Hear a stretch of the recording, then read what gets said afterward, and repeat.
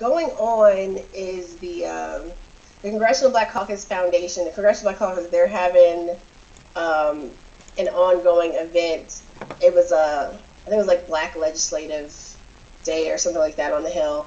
And one of the conversations, of course, continues to be, issues involving policy, policing. And there's just this great quote from today. It was policing, policy, and profit are all intimately connected. And that's absolutely true. I mean, when you look at Baltimore, for example, with the DOJ report that came out, you look at part of that period during the purview of DOJ, they were paying, Bill Bratton, who we know has now since retired from working for the New York Police, who worked for the New York Police Department. Bill Bratton was a paid consultant to Baltimore during that time period that had all these violations with the Department of Justice. And now that he's back doing private work again, he's once again a consultant paid to help Baltimore. It's just like when we keep cycling, this is a business model, right? It's a fragmented business model, but it's a model that they're willing to keep shelling out money for, because if they fix it, then it corrects the style. There's no money, there's no profit to be made anymore if they fix the system. So they continue to recycle bad actors. They continue to recycle horrible consultants that don't actually address the underlying issues. I mean, same thing when you look at, the statistics and other entities that are utilized by the Department of Justice to research and try to develop rationales and reasons. I talked a couple nights ago about the supposed spike in murder rates homicide rates from 2014 to 2015. And when you look at some of the underlying, there's a report commission, and it has words like Ferguson effect in it, something that has been widely debunked. And this is a report that's being utilized by the Department of Justice, and it makes no sense. So we have to continue, and I know I say this general phrasing all the time, but it's absolutely true. We have to continue to drive dialogues, to challenge narratives, and it's not good enough that people are talking about it. It's not good enough that they'll say the right thing, but are they actually backing it up with legislative, executive, and in this case, administrative action? Does that actually happen? And how do we have conversations to make sure that we're following up and accountability? I mean, we need to have the actual initial actions, but then we need to have the follow-up and accountability happening as well. So it's really great that everyone wants to convene and have these different panels and conversations.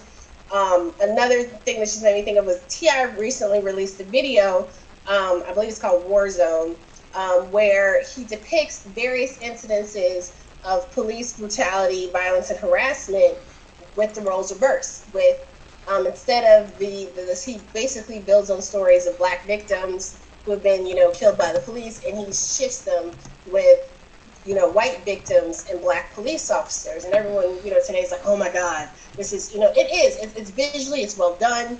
The story that's being told through the song itself is well done. He includes Jane Elliott. I mean, it is really, it connects a lot of pieces. However, it has a lot of huge holes. And while it's great, I find it's great that people make an attempt, but are these attempts through these one songs here and there from this rapper, or this gesture from this athlete, is that good enough?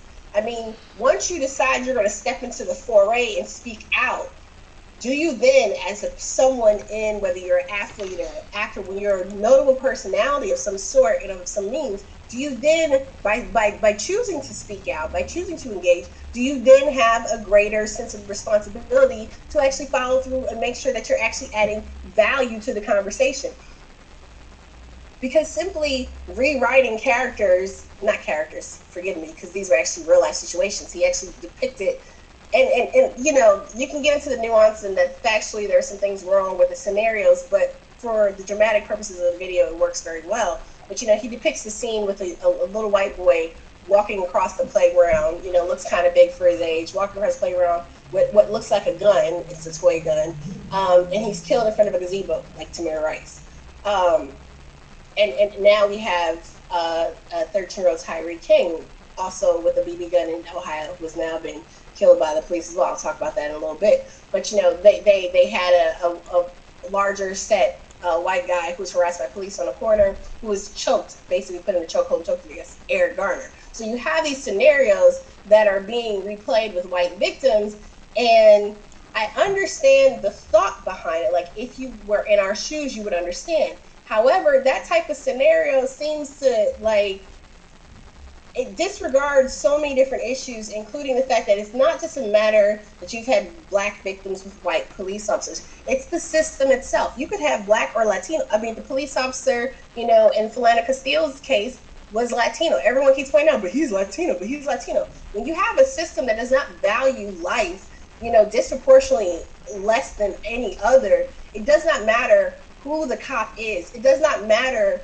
who is pulling the trigger. It's the fact that there's a system that is imbued with these ideologies and inconsistencies and inherent disregard for human life of those of color, because it doesn't matter that you have, I mean, if you've ever seen Boys in the Hood, for example, right? There's a scene when the boys get, when Ricky and my mind's going blank, when they get pulled over, and it is the black cop. It is the black cop who's going so hard and over the top, not the white one who seems very uncomfortable by the whole scenario. So it's not so much, it's not always even, I mean, race of the individual actors can be a factor in the issue, but it's the racism in the system. It is the systemic racism in the system, and people of color can perpetuate white supremacy and systemic racism as well, because they benefit from maintaining the status quo in the system. And that is something that I feel is one of the things that's lost by, you know, T.I.'s attempt at this video. You know, that's great that you attempt. You know, T.I. also attempted to kind of get people out to vote here in Georgia when we had the primary. You know, he made his little, I support Bernie Sanders. Okay, that's cool. Never saw T.I. anywhere around in Georgia. Never saw any get out the vote activity. However, at approximately 2 p.m. on election day, when people are at work, because it's a primary, so everybody's at work, there's the Instagram post, y'all go out and vote. So I've seen T.I.'s attempts to do the right thing. They fall short. And I don't think there's anything wrong with calling people out when they fall short. I think that we're too much we rush to congratulate and get excited because somebody did something.